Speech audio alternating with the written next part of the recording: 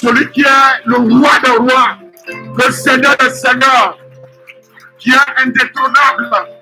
Jésus n'est pas comme les rois de ce monde ou les hommes de ce monde. Jésus est rempli de gloire et de majesté.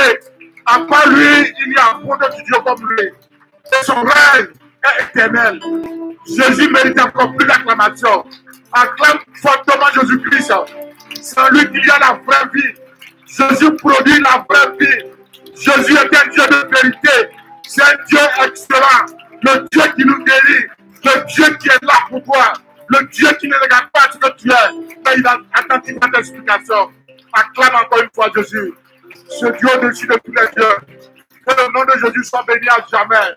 Et que de siècle en siècle, on proclame qu'il est grand. On proclame qu'il est excellent.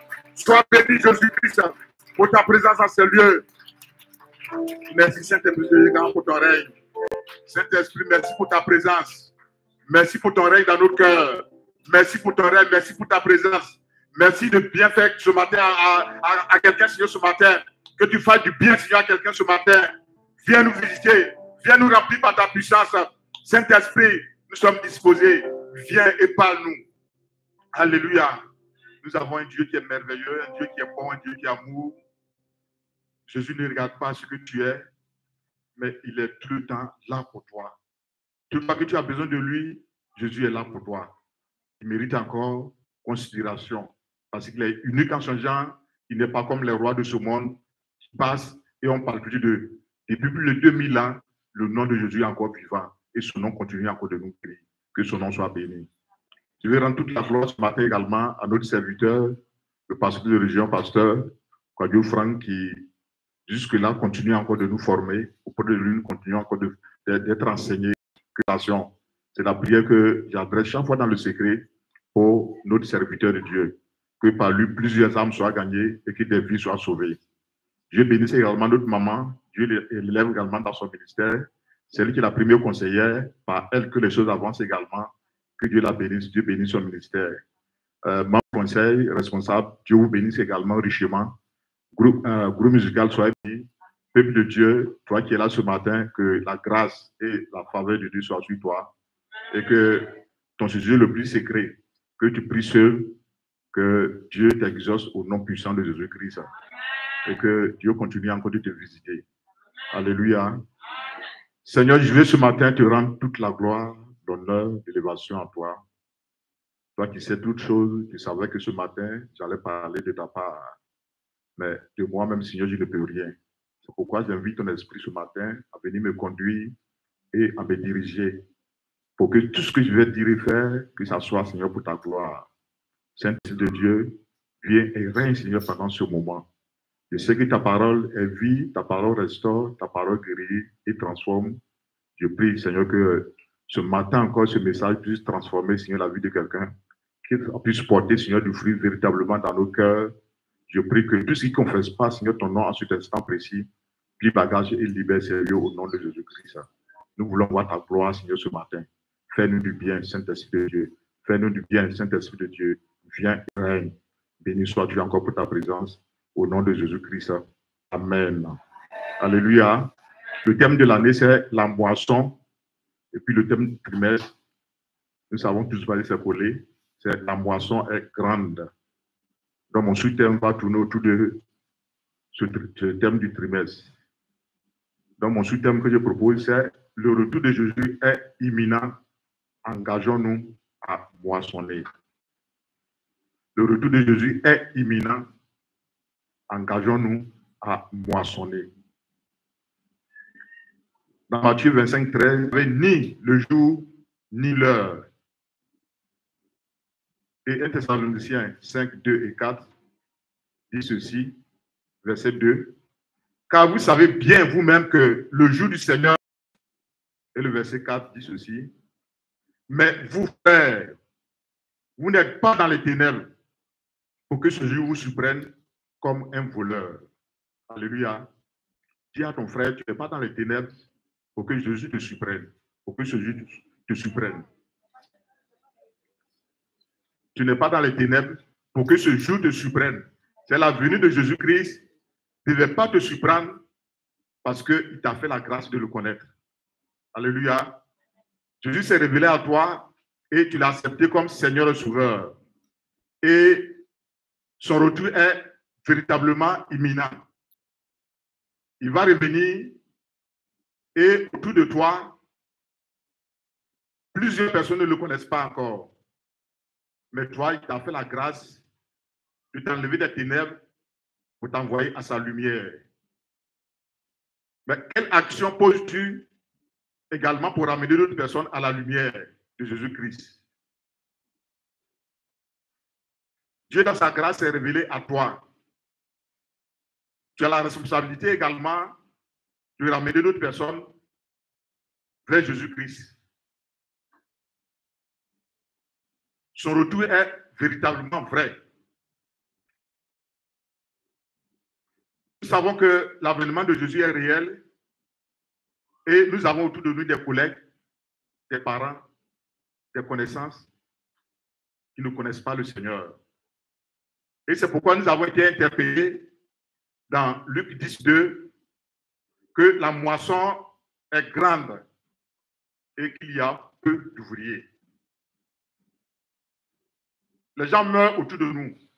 Jésus dit la moisson est grande. La moisson est grande, c'est dire que plusieurs personnes encore ne le connaissent pas.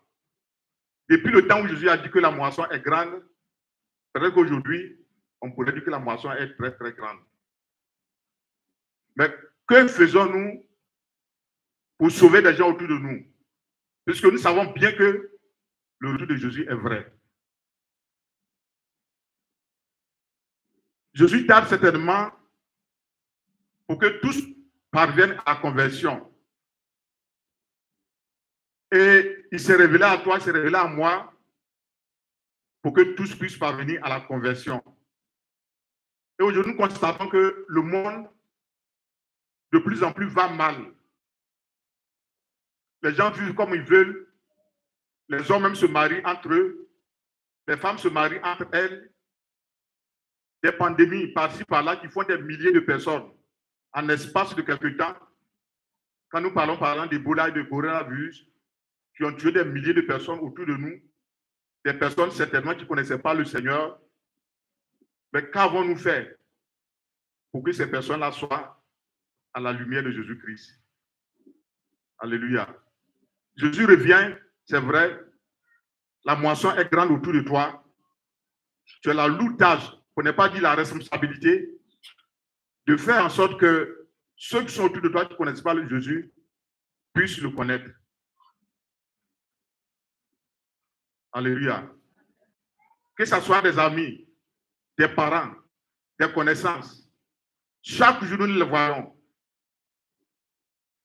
Et nous savons bien qu'ils ne connaissent pas encore Jésus. Mais quelle action menons-nous auprès de ces personnes-là pour les amener à Jésus? Pour ne pas que demain, quand Jésus va revenir, on puisse avoir cela sur notre conscience. Tu as un parent proche avec qui tu vas tous les jours. Il ne connaît pas Jésus, mais tu n'as jamais eu l'occasion de lui dire Jésus t'aime. Or, il t'a enlevé des ténèbres, comme nous avons lu dans Thessaloniciens 2, verset 4, que tu es à la lumière de Jésus-Christ. Donc, ce retour, normalement, ne doit pas te concerner. Mais que fais-tu pour que ce retour également ne concerne pas ton frère et ta soeur, parce qu'il aurait connu Jésus-Christ? Quelle action mènes-tu? Quelle action menons-nous? Je disais au premier culte que, généralement, quand nous partons aux veillées funèbres, dès que nous asseyons sur les bâches, la première question que nous nous posons, est-ce que le frère et la sœur ont eu la grâce de connaître Jésus-Christ? Mais pourquoi te poses-tu cette question? Pourquoi te poses-tu cette question dès que tu t'assois sur la bâche? C'est parce que tu te dis que s'il connaît Jésus, c'est qu'il serait dans la félicité de Dieu. Mais s'il ne connaît pas Jésus, il se retrouve là où nous savons. Et pour ne pas qu'il se retrouve là où nous savons, on a la lourde tâche d'annoncer Jésus autour de nous. D'autres prennent le retour de Jésus-Christ pour faire des blagues. Mais c'est une réalité, c'est la vérité. Jésus va venir, mais c'est quand il va venir. Généralement, c'est quand les gens sont dans la cabaret, qui sont en train de boire, qu'ils font cette plaisanterie-là. Mais ceux-là qui sont dans le cabaret en train de boire, qui font cette plaisanterie, on a la chance d'aller vers eux pour leur dire que le retour de Jésus-Christ est véritablement vrai. Alléluia. C'est pourquoi nous allons voir deux choses que nous devons faire si nous croyons réellement que le retour de Jésus est vrai et réel. Alléluia. La moisson est grande autour de nous. Jésus va revenir. J'ai eu la grâce de le connaître. La première chose que nous allons voir, que nous devons faire, c'est de s'empresser de moissonner.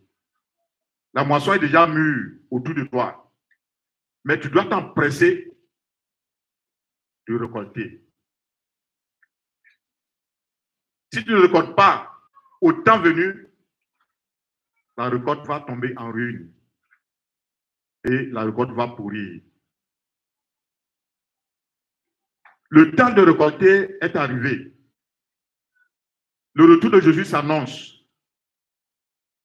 Ayons le temps pour aller vers ceux qui ne connaissent pas Jésus-Christ pour l'annoncer comme il faut. Bannissons la honte pour que nous puissions aller librement sur les gens pour annoncer Jésus-Christ. Même quand tu ne comprends pas le français, tu peux évangéliser dans ta langue. Avant-hier, j'ai vu un monsieur qui était évangélisé à l'Afrique. En tout cas, le monsieur était très bien habillé. De la tête jusqu'à ses pieds, il était très bien habillé. Et avant de commencer à évangéliser, il s'est présenté pour dire qu'il est ambassadeur à la retraite. Ça m'a beaucoup interpellé. Hein. Effectivement, à le voir, je sais que le monsieur dit vrai. C'est un monsieur bien responsable. Et ce qu'il annonçait prouvait effectivement que c'est une autorité. Il est ambassadeur, il a été ambassadeur de la Côte d'Ivoire dans un grand pays. Il a la retraite, très vieux, mais il sort encore pour évangéliser. Alléluia. Nous pouvons faire autant. C'est pourquoi tu dois t'empresser pour annoncer l'évangile à ton ami, à ton parent, à ta soeur, à ton frère, à ton entourage, au marché, pour que tous, nous soyons à la lumière de Jésus-Christ. Il est dit dans Romains 12, 11, « Ayez du zèle et non de la paresse. Soyez fervents d'esprit, servez le Seigneur. » On doit servir Jésus-Christ avec zèle. Pourrit toujours au champ.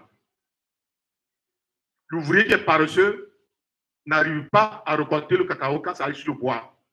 Par le cacao, on récolte quand ça arrive sur le bois. Quand ça tombe, automatiquement, ça pourrit. Mais celui qui est paresseux, qui n'aime pas son travail, qui n'est pas zélé pour le travail qu'il fait, en tant que planteur, au lieu qu'il parte cueillir les cabosses de cacao sur les plants, il laisse le temps passer et puis ça tombe seul, ça meurt, ça pourrit. Le temps est venu que nous bannissons tout ce qui est paresse de notre vie pour que nous puissions aller vers sur les gens qui ne connaissent pas Jésus pour leur dire Jésus revient bientôt et il te veut. Alléluia. Jésus va revenir, c'est une réalité. C'est pourquoi on ne doit plus perdre le temps. On a été convertis il y a plusieurs années.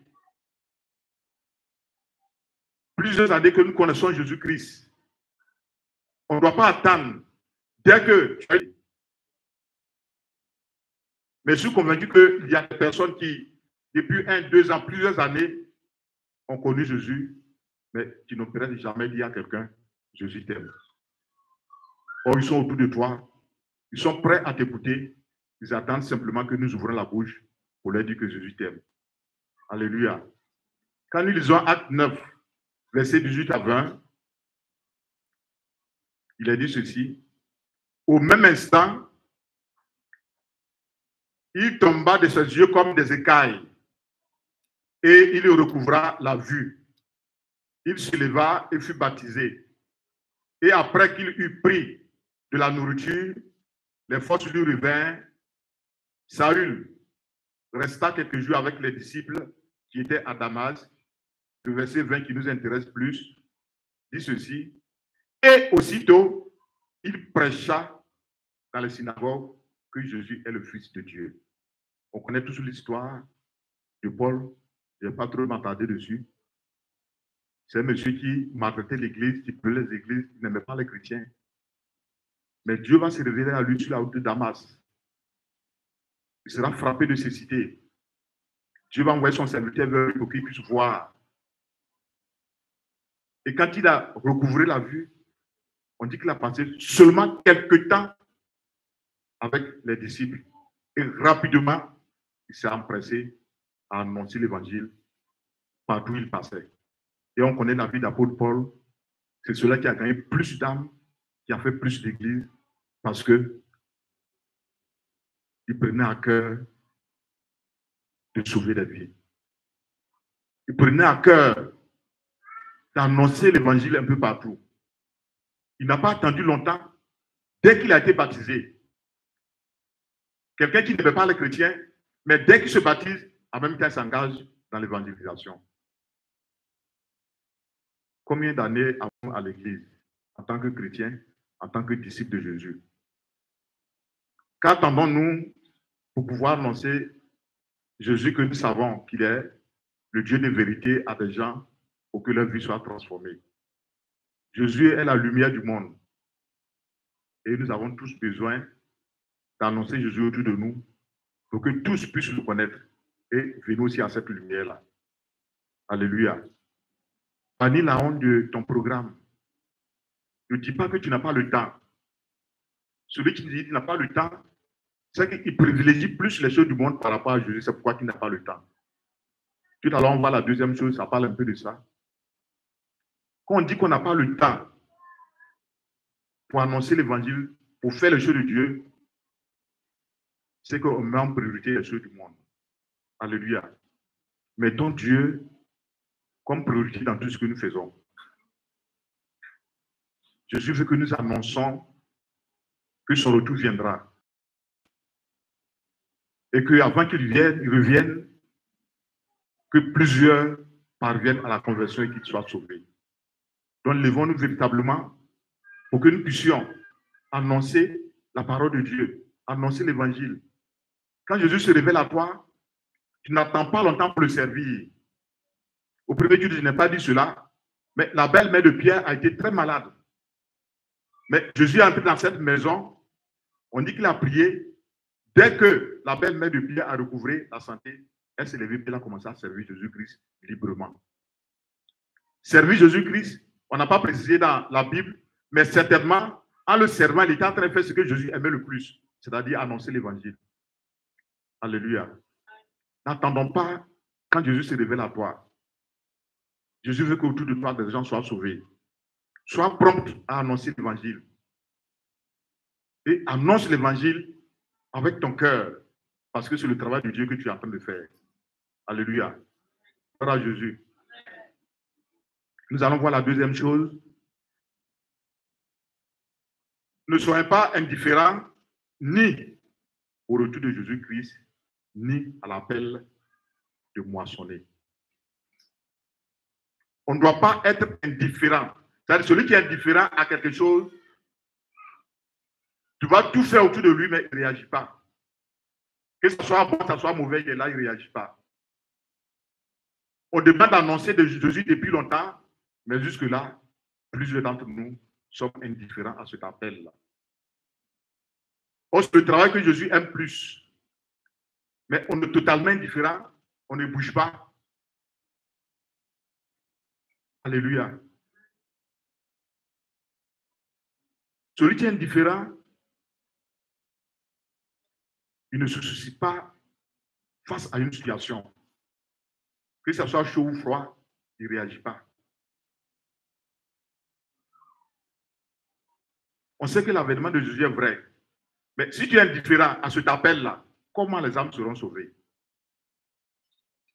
Si tu es indifférent à son retour qui est imminent, comment les âmes seront sauvées?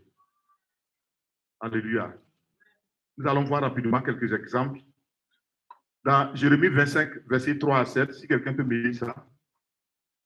Jérémie 25, ancien, si tu peux lire pour moi.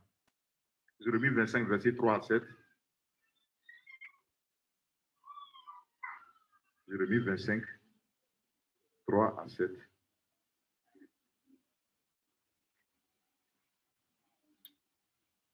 C'est l'exemple de quelqu'un qui a été indifférent à l'appel de Dieu, indifférent à ce que Jésus demandait. Un peuple qui va... Oui. Oui. Jérémie 25, verset 3 à 5. 7. Depuis la 13e année de Josias, fils d'Amon, roi de Juda, que la parole de l'Éternel m'a été adressée, je vous ai parlé dès le matin et vous ne m'avez pas écouté. Verset 4. L'Éternel vous a envoyé tous ses serviteurs, les prophètes, il les a envoyés dès le matin et vous n'avez pas écouté. Vous n'avez pas prêté l'oreille pour écouter. Ils ont dit, revenez chacun de votre mauvaise voie et de la méchanceté de vos actions et vous resterez dans le pays que j'ai donné à vous et à vos pères d'éternité en éternité. N'allez pas après d'autres dieux pour les servir et vous prosterner devant eux. Ne m'irritez pas par l'ouvrage de vos mains et je ne vous ferai aucun mal. Verset 7. Mais vous ne m'avez pas écouté. Vous n'avez pas écouté. Tu peux t'arrêter là. Mais le peuple de Juda et son roi Josias le lançaient au travers de Dieu. Et ce n'est pas 1 mois, 2 mois, c'était des années que Jérémie partait pour cet avertissement. De revenir sur la voie que Dieu demande, de marcher selon ce que Dieu veut. Mais ils ont été toujours différents, le peuple et son roi. Ils étaient indifférents parce que ils étaient plus préoccupés à leur propre vie, à leur intérêt, c'est-à-dire aux choses du monde. Les choses qui n'étaient pas prioritaires devant Dieu, c'est ce qui les importait plus. Donc, ils n'avaient pas le temps d'écouter ce que Jérémie entend leur dire qui concernait Dieu. Parce que Jérémie n'était pas allé de lui-même, c'est Dieu qui l'a envoyé vers ce peuple-là. Mais malgré cela, ils ont été indifférents totalement. Ils ont été indifférents à tout ce que Jérémie leur disait sur des années et des années. Alléluia. Oh, c'est Dieu qui l'a envoyé. Et à cause de ce fait même, les gens ont voulu l'arrêter puis le mettre en prison, même chercher à le tuer. Le roi et son père dit, mais c'est qui ça là qui vient chaque fois nous parler? Aimons plus ce qui concerne Dieu, aimons plus ce qui concerne Jésus-Christ que les choses du monde. Le roi servait le Dieu qui n'était pas le Dieu qu'il fallait. Les dieux du monde qui n'ont pas de valeur, qui n'ont pas de sens. Malgré l'interpellation de Jérémie, il a été indifférent à cela. Gloire à Jésus.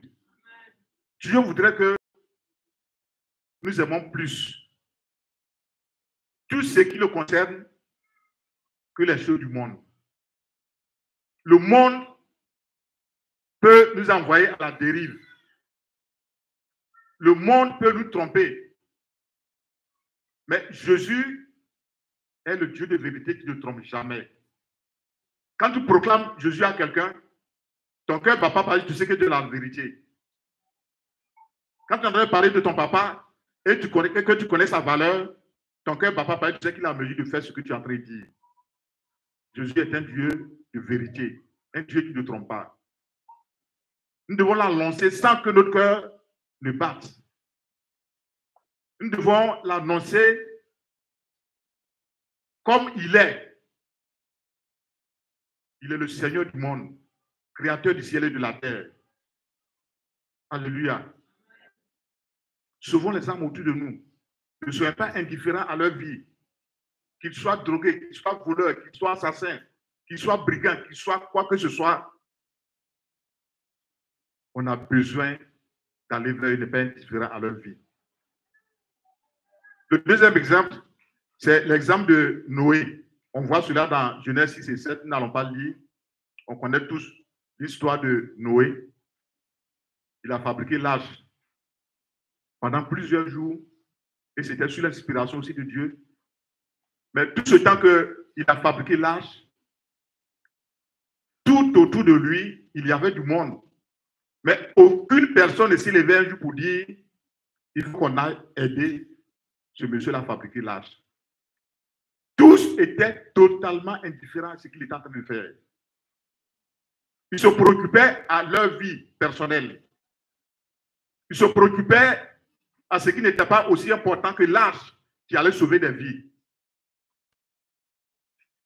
Ils se préoccupaient certainement à aller là où c'était important. Au lieu de venir vers Noé pour lui dire, mais ce que tu es en train de fabriquer là, ça va servir à quoi? Même ne serait-ce que demander c'est quoi? Mais ils ont été totalement indifférents. Totalement indifférents. Or, l'arche devait recueillir des vies. L'arche devait permettre à ce que des gens vivent. Ils ne se sont pas intéressés. Nous connaissons la suite de l'histoire. En plus, Jésus aimant plus les choses de Dieu que les choses du monde. Auparavant, si nous aimons plus les choses du monde que les choses concernant Jésus-Christ, on va chaque fois se retrouver à la dérive. Alléluia. Aimons Jésus-Christ. Et apôtre Paul, vers la fin de sa vie, quand il a dit que mourir pour lui est un gain. Mais quand on analyse dans le fond, c'est à cause du fait qu'il sait qu'il a sauvé plusieurs vies. C'est vrai qu'il a marché dans l'intégrité, mais c'est à cause surtout du fait qu'il sait que par lui, plusieurs âmes sont sauvées. Qu'il a fait du bien autour de lui. Il a proclamé Jésus dès qu'il a été converti. Et il ne s'est plus arrêté jusqu'à ce qu'il parte dire mourir pour lui est un gain. Parce qu'il a gagné plusieurs âmes. Plusieurs personnes sont sauvées par lui. Alléluia. Est-ce que demain on pourra dire la même chose que l'apôtre Paul a dit?